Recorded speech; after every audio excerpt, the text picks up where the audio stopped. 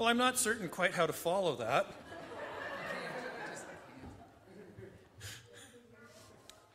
But I have the scripture reading for this morning up here, which is taken from Acts, chapter 17, verses 16 to 32.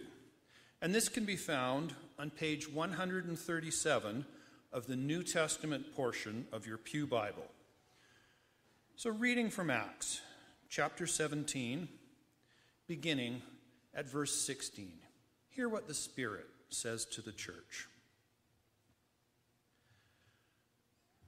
While Paul was waiting for them in Athens, he was deeply distressed to see that the city was full of idols. So he argued in the synagogue with the Jews and the devout persons, and also in the marketplace every day with those who happened to be there. Also, some Epicurean and Stoic philosophers debated with him. Some said, "What does this babbler want to say?" Others said, "He seems to be a proclaimer of foreign divinities." And this was because he was telling the good news about Jesus and the resurrection. So they took him and they brought him to the Areopagus, and they asked him, "May we know this new teaching is that you are presenting? It sounds rather strange to us, so we would like to know what it means." Now, all the Athenians and the foreigners living there would spend their time in nothing but telling or hearing of something new. Then Paul stood in front of the Areopagus and said, "Athenians, I see how extremely religious you are in every way. For as I went through the city and looked carefully at the objects of your worship, I found among them an altar with the inscription, 'To an unknown God.' What therefore you worship as unknown, this I proclaim to you. The God who made the world and everything in it, he who is Lord of heaven and earth, does not live in shrines made by human hands, nor is he served by human hands as though he needed anything, since he himself gives all mortals life and breath to all things. From one ancestor, he made all nations to inhabit the whole earth, and he allotted the times of their existence and the boundaries of the places where they would live, so that they would search for God and perhaps grope for him and find him, though indeed he is not far from each one of us.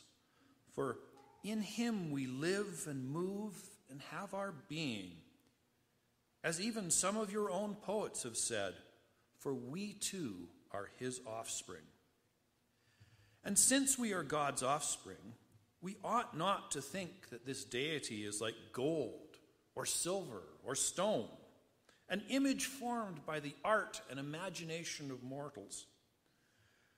While God has overlooked the times of human ignorance, now he commands all people everywhere to repent, because he has fixed a day on which he will have the world judged in righteousness by a man whom he has appointed. And of this he has given assurance to all by raising him from the dead." When they heard of the resurrection of the dead, some scoffed, but others said, "We will hear you again about this." This is the word of the Lord.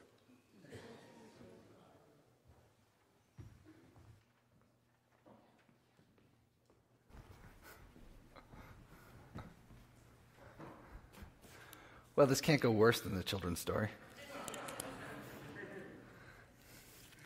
We spent the last couple weeks looking and considering the ideas of louder. This idea that we can choose to shape through the declarations and through the way our words and our actions intersect.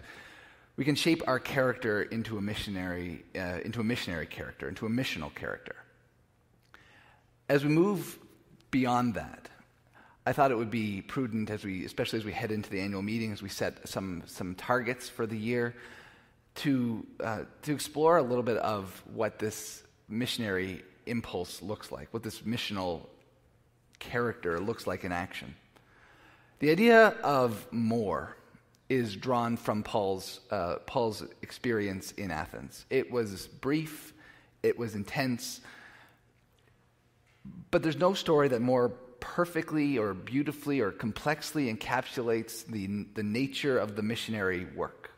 Being missional in culture that has no knowledge or has no expectation or no perception of being Christian. Paul shows us in this passage and some others that we'll look at in the coming weeks what it means to be a missional church. And being a missional church points to the God who exists, who is characterized by, and who draws us into a life of more. Dave Davila took a job in Chicago, but to do so had to leave his close-knit family in the small town of East Moline, Illinois.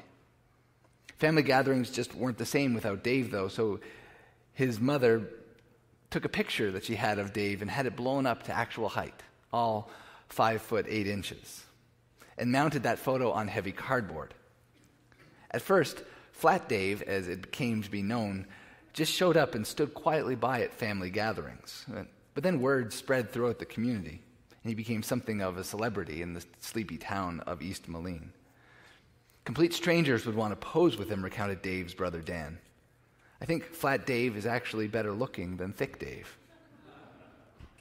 Sometimes things would get awkward for the real Dave, who his family now always refers to as Thick Dave. I'd be in Chicago talking to my mom on the phone when she'd say, "Hold on, I've got to go load you into the van." It's a little weird. According to the International Trademark Association, last year, $460 billion worth of counterfeit goods were bought and sold online. The internet makes it easy to hide, said anti-counterfeiting coordinator Tiffany Foe. At the same time, the RCMP estimates that in Alberta alone, there were 3,432 transactions involving some amount of counterfeit cash that happened without people noticing. And those are just the ones that didn't get caught. Our world has gotten so good at making fakes and forgeries that recognizing the real thing has become next to impossible. And that presents a problem for us. Not a moral problem, mind you, and not even a religious problem. It actually presents an economic problem. See, a $20 bill isn't, as I tried to explain, worth $20. It's really just paper and plastic blended together with some ink in a particular size and in a particular color. It's valuable because of the signatures on it that act as a guarantee of its worth based on how many are known to be in circulation.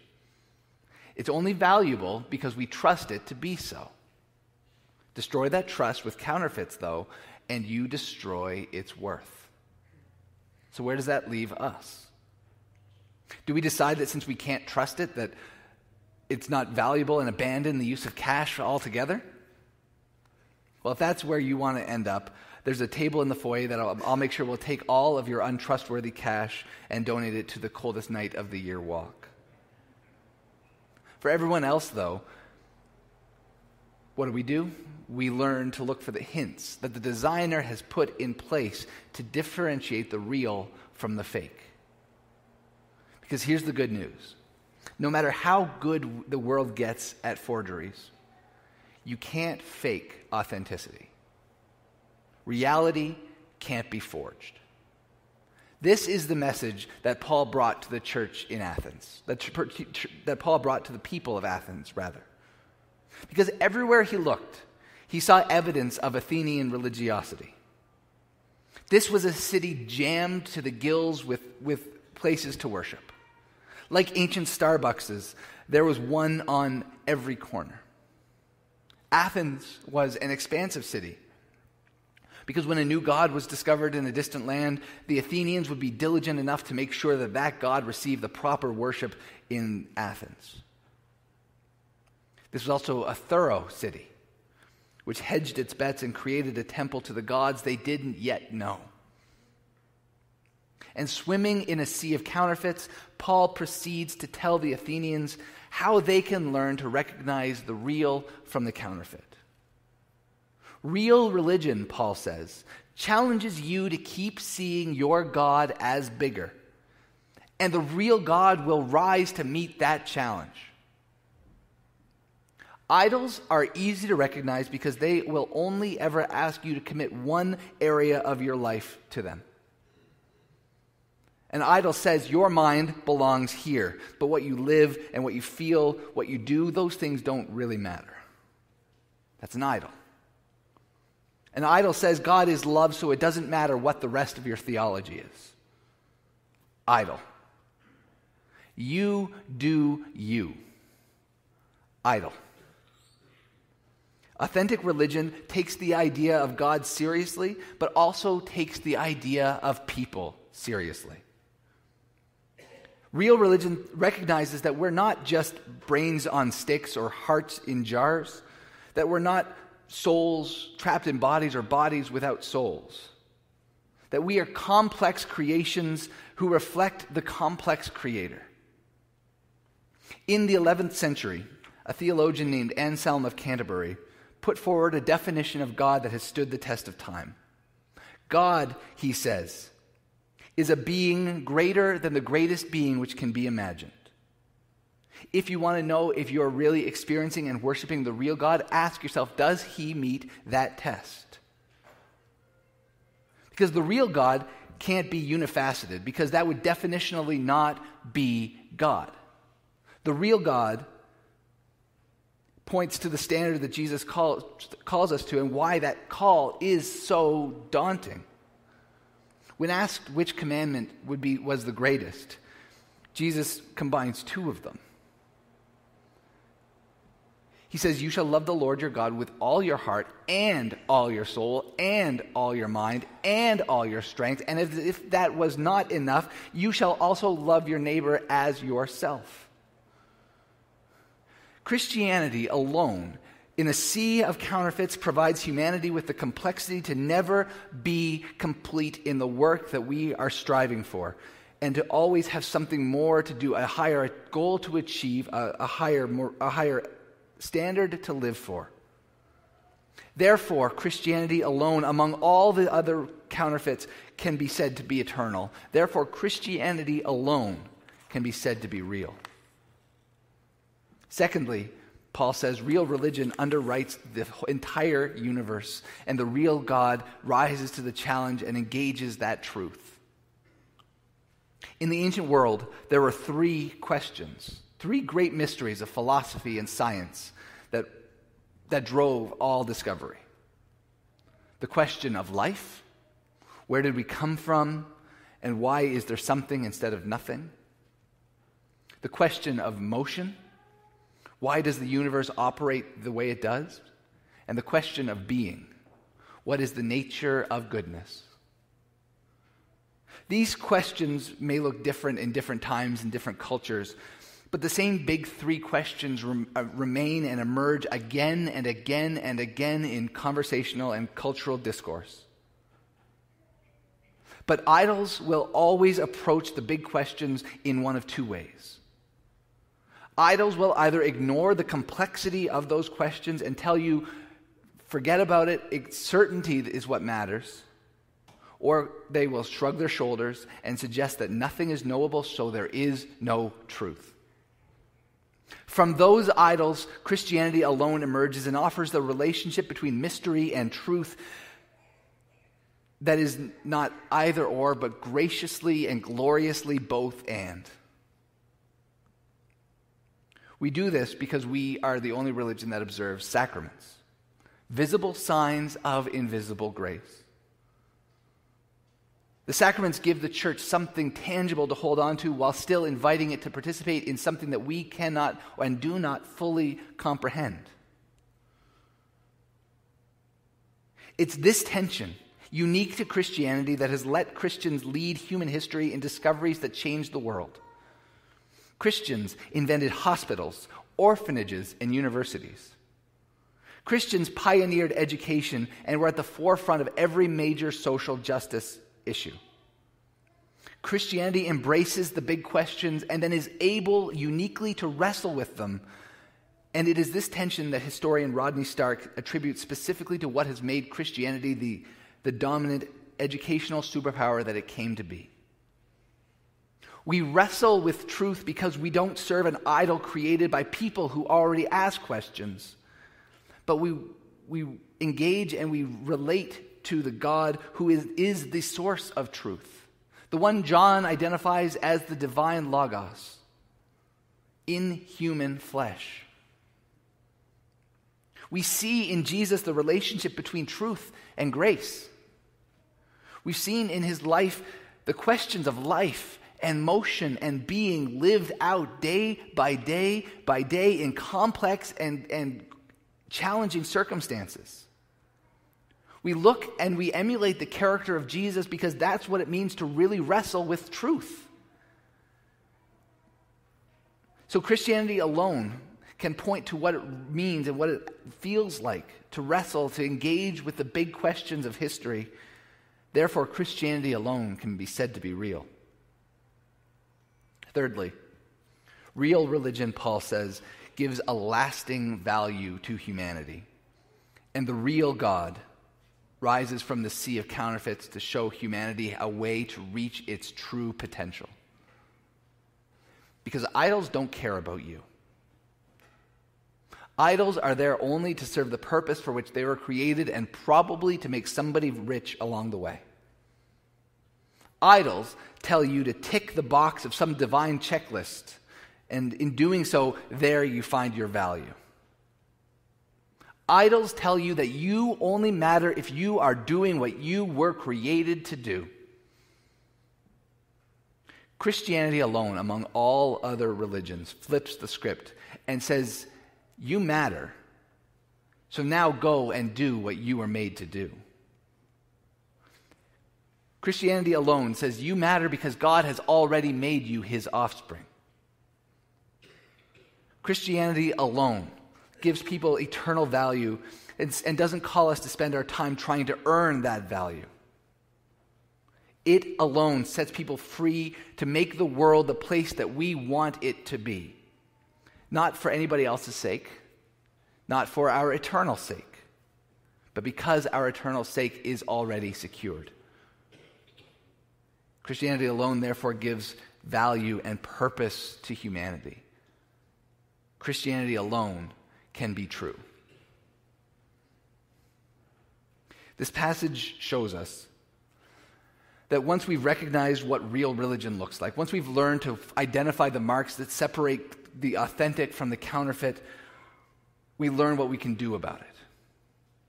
Because make no mistake, we live in a deeply religious culture.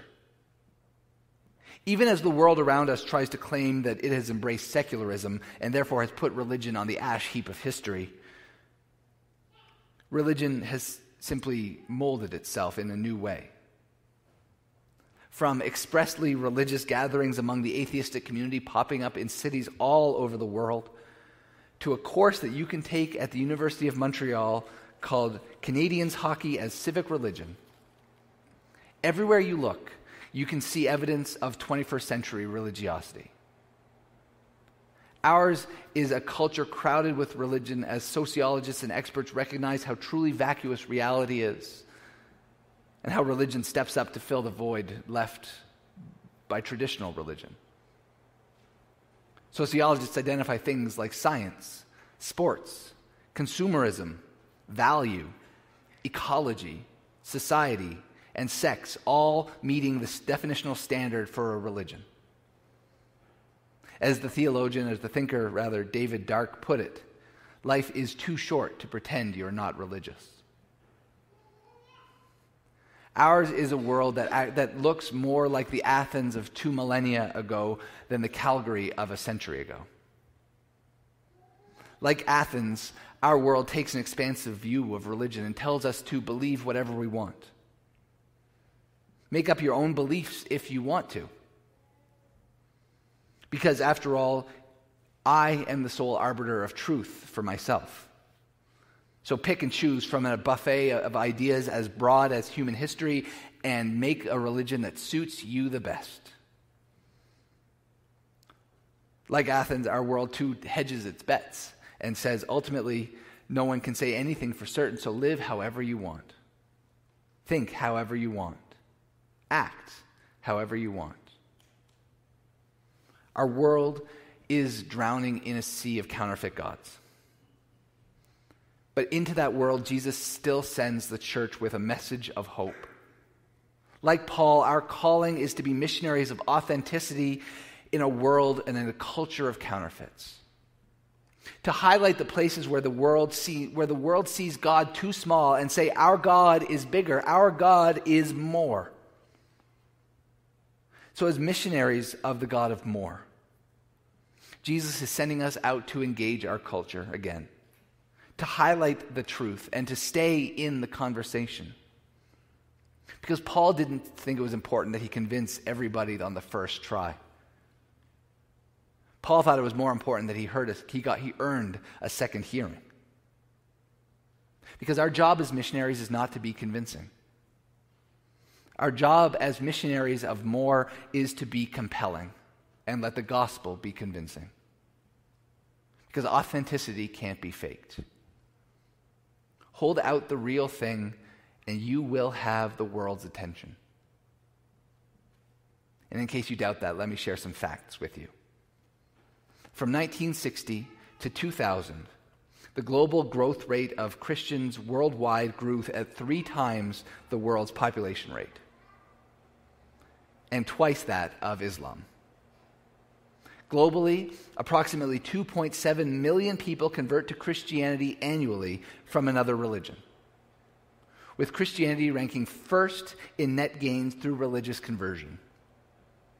By 2050, it's estimated that even with the decline of Christianity in North America and Western Europe, nearly 40% of the world's population will be Christians, up from 30% today. The gospel is doing just fine because authenticity can't be faked, and people can pick the real out of a sea of counterfeits. Hold out the gospel of more to a searching world today, and the gospel will do just fine here as well. Thanks be to God. Amen.